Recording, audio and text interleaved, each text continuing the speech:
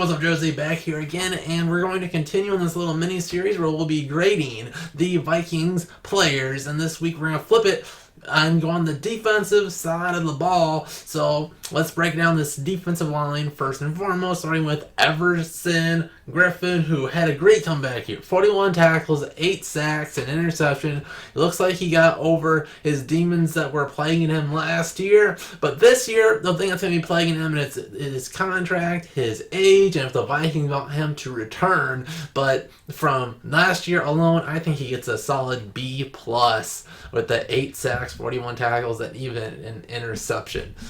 Moving on to a guy that wasn't as good, Shamar Stephen coming in to replace Sheldon Richardson. And we knew coming in he wasn't going to provide the pop you want, the pass rush from a 3-tech, but he was hoping he would be an elite run-stuffing defensive tackle. And I really don't think we got that. And looking at his pass rush numbers, it is abysmal. He only had 1 sack on the year, and spoiler alert, Linval Joseph had 3. So when big man Linval triples your sack total, you aren't doing enough things. We got ran on, so he wasn't doing a great job in run support. So I was very disappointed with Shamar, and you have to hope he responds and gets better because he's still under contract. But I give him a C-. Good enough, barely. But we need some upgrading there. So, moving on, we'll be looking at Linval, the guy we just talked about, the big refrigerator. Had 44 tackles, 3 sacks, a forced fumble. Looks really good on paper, but he was very inconsistent this year. When the Vikings got ran on, a lot of the problem was Linval.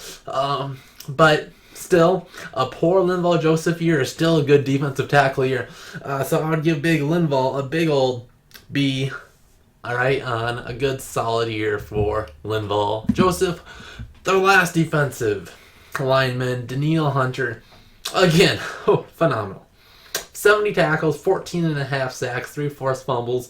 The Vikings have him locked in, and the Vikings should be very happy that they did that early because he's already looking like one of the best defensive ends in football. So, easy. Show the money. It's an A for Danielle Hunter. Moving on to the second level, one of the bigger offseason stories last year with Anthony Barr, who had 79 tackles, 1.5 sacks, a forced fumble, and an interception. So we did do kind of everything this year. But with his big-time contract, does he do enough for the Vikings? 1.5 sacks from the most explosive outside linebackers. You would love if the Vikings would send him on more pass rushes, but the Vikings like him more in pass protection, locking down other tight ends and running backs and whatnot. But you'd like to see a little bit more explosiveness out of Barr, and you have to look at his contract and look at some of these free agents. And if the Vikings have to cut a few players, or if we can't sign to Anthony Harris this offseason, you have to look at Anthony and go, is that contract worth it? But I think Barr alone did have a solid year, and I would give him a B+. So moving on to his running mate, Eric Kendricks, who, oh my goodness, he was good. 110 tackles and half a sack, 2 forced fumbles. And that does not tell a story of how great he was. He was phenomenal in locking down running backs and tight ends. The big play against Ezekiel Elliott to get the Vikings that win in Dallas was phenomenal. And he is maybe the best defensive player on our team and this last year. So, easy A. Now we're going to the other linebacker, which was kind of a toss-up this year between Eric Wilson and Ben Gettys. We'll be looking at Eric Wilson because, well, I think he's better. And he did play a good amount. And 6 starts, so Gettys had the other 10, but, let's look at Wilson now. Because 62 tackles in that limited time and 3 sacks in that little amount of time. Wilson really has a nose for the football. At 25 years old, I think you have to look at him as being that linebacker for the future. I think he brings more explosiveness than Gettys. And in his very limited time, I was very pleased with him. So I'm going to give him a B. So, moving on to our backfield, our defensive backfield, our corners, and oh my goodness, let's start with the GOAT himself, Xavier Rhodes. 63 tackles, one forced fumble, no interceptions, and got burnt more than my toast in the morning. Xavier Rhodes, one of the Pro Football Focus's very worst corners, and somehow made the Pro Bowl based on name recognition alone. I guess for how many times you see him on the screen on wide receiver highlight reels. Easy F. Easy F on the year for Xavier.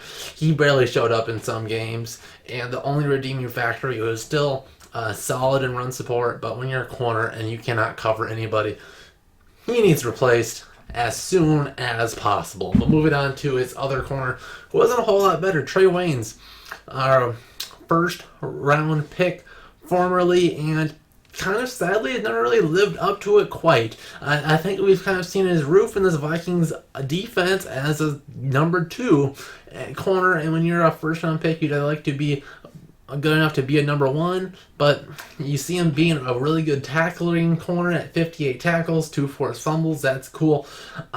And he still was just so in pass protection.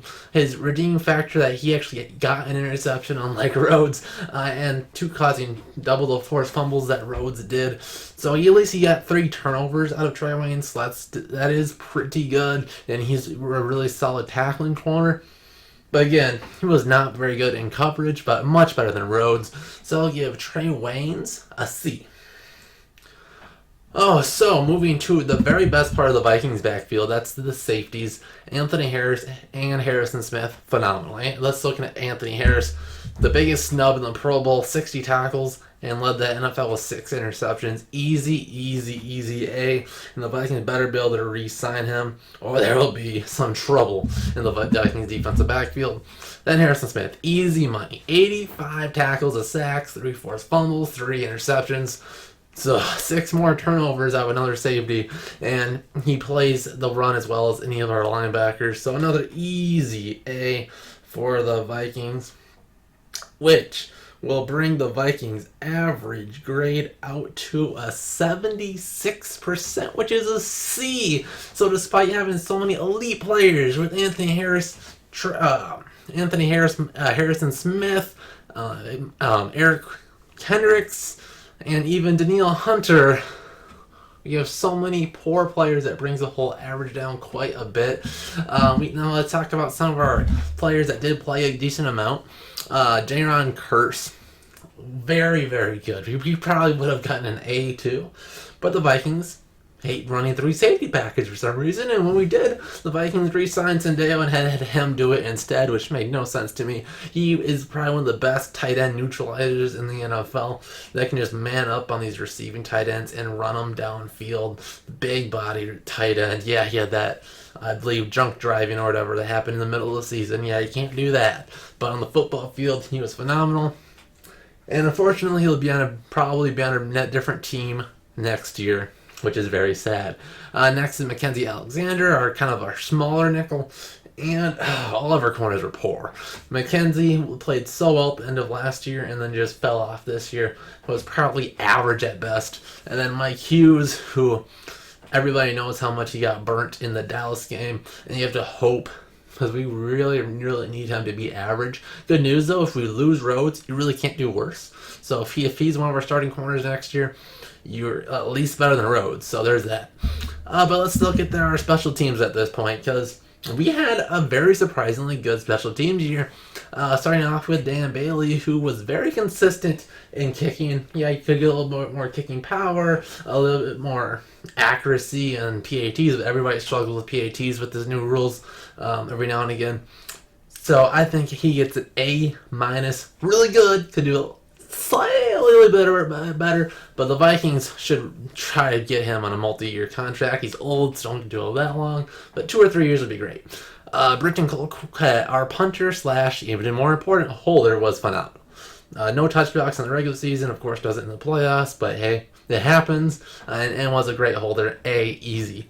Our returners, whether it's Mike Hughes or Marcus Sherrills, neither showed explosiveness on punts, so I think that's like a D. All right, you had like no chance whenever it was back there. Abdullah on kick returns, same sort of deal, but didn't have as many chances. I think you have to give him a C. He looked average back there, and luckily his fumbling never became an issue on his returns, so that was okay, but we could improve in both return categories. But this was my Vikings defensive report card.